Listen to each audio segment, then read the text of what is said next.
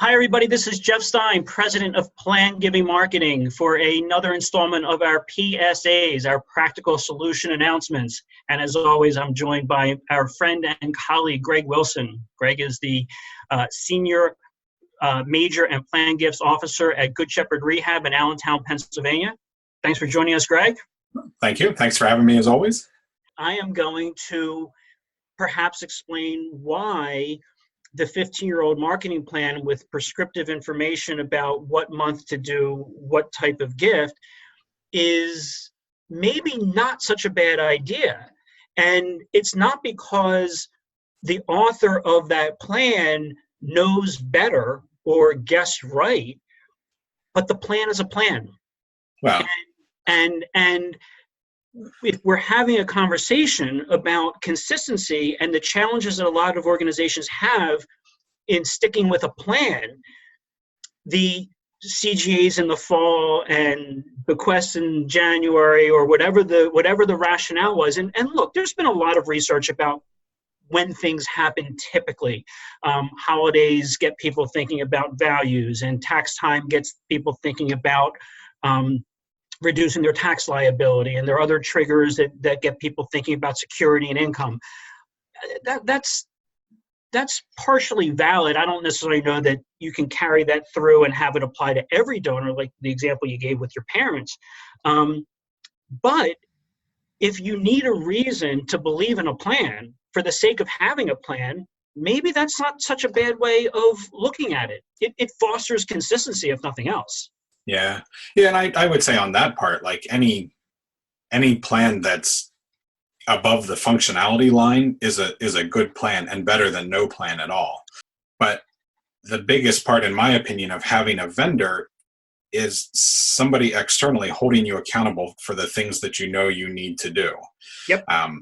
It's why teams have coaches. Every player knows what they need to do. They know pretty much what defense to run at what sort of play situation. By the time, to use the NFL as an example, by the time a player makes it to the NFL, they're able to read what an offense is portraying fast enough on defense that they know what sort of cover scheme that they need to be in or what type of defense to run. They don't need that coach to always call it in and say, hey, this is how you need to play. But they need that coach to help be accountable to say, okay, did you do your training the right way? Did you eat the right way? Did you do all of your exercise, obviously the right way? Have you watched enough film? It's that external person that's keeping you on to what you need to do, so that when you are in that game day situation, you can read the play fast enough and know where you need to be. That's a great analogy, and I think there have been books written on the difference between coaching and training. Right, the training is what you do to prepare for the game. Right, yeah. The coaching is that framework or that guidance that enables you to do it on your own.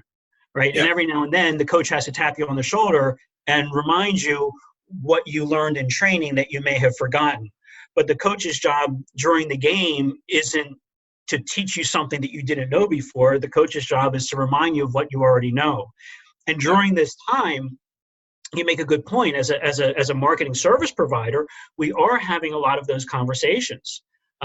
We had a lot of organizations just completely retract their marketing, and we've kind of gotten on the phone with them and said, hey, look, I understand your trepidation, but as a marketing coach, we need to get back to consistency, because while you're trying to figure out the perfect thing to say and the perfect time to say it, your donors are forgetting that you even exist. As hard as that is for a lot of us to believe, we're caught up in a lot of stuff right now, and without some degree of marketing and consistency of communication, our attentions are going to get focused on other priorities and other organizations that remain consistent. So, with that being said, we're not here necessarily to tell you what to do, but perhaps just to remind you why you've hired us in the first place, or why it's important to hire a marketing service provider to coach you through these things, so that your marketing does the job that you've expected to do, and the investment in the marketing pays off.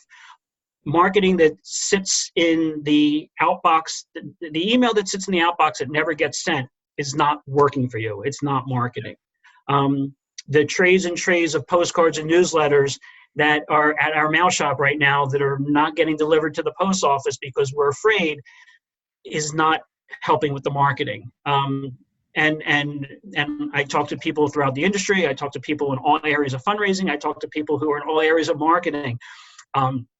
There are mail shops and printing facilities with skids and skids and skids of material that are not getting sent out because, well, some of it is no longer applicable, but a lot of it is just sitting there out of fear.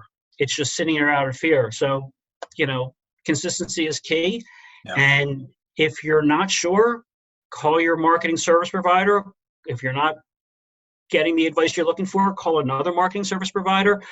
I would love for you to call us, but I would say at this point, if you're not marketing consistently, do something to change that.